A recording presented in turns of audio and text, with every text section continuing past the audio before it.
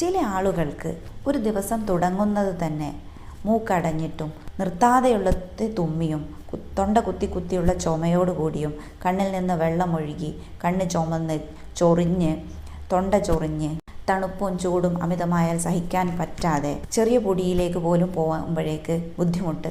ഈ ഒരവസ്ഥയാണ് നമ്മൾ അലർജിക് റൈനൈറ്റിസ് എന്നുകൊണ്ട് ഉദ്ദേശിക്കുന്നത്. ഓരോരുത്തരുടെയും റൂമുകൾ നോക്കിക്കഴിഞ്ഞാൽ നമുക്കറിയാവുന്നതാണ്, വലിയ റാക്ക് ഉണ്ടാവും. ആ റാക്കിൻ്റെ മുകളിൽ നിറയെ പൊടി പിടിച്ച് കിടക്കുന്നുണ്ടാവും. ഇതെപ്പോഴും നീറ്റായിട്ട് വൃത്തിയായിട്ട് പൊടി തട്ടി വൃത്തിയായി സൂക്ഷിക്കണം. അതുപോലെ ഫാനിൻ്റെ താഴ്ഭാഗം നമ്മൾ എപ്പോഴും വൃത്തിയായി കൊണ്ടു നടക്കും. അതിൻ്റെ മുകൾ ഭാഗം പൊടിയുള്ളത് നമ്മൾ കാണില്ല. ആ പൊടി ഫാൻ ഉപയോഗിക്കുമ്പോൾ റൂം മൊത്തം പൊടി പടലം നിറയും. അതുപോലെ AC-യുടെ ഫിൽറ്റർ, മാറാല, ചിലന്തിവല ഇതെല്ലാം വൃത്തിയാക്കി നമ്മുടെ കിടക്കുന്ന റൂം എപ്പോഴും വൃത്തിയായി കൊണ്ടു നടക്കണം. ഇത് തന്നെ ചെറിയ തോതിലുള്ള അലർജിയെല്ലാം നമുക്ക് മാറ്റാൻ സഹായിക്കുന്നതാണ്.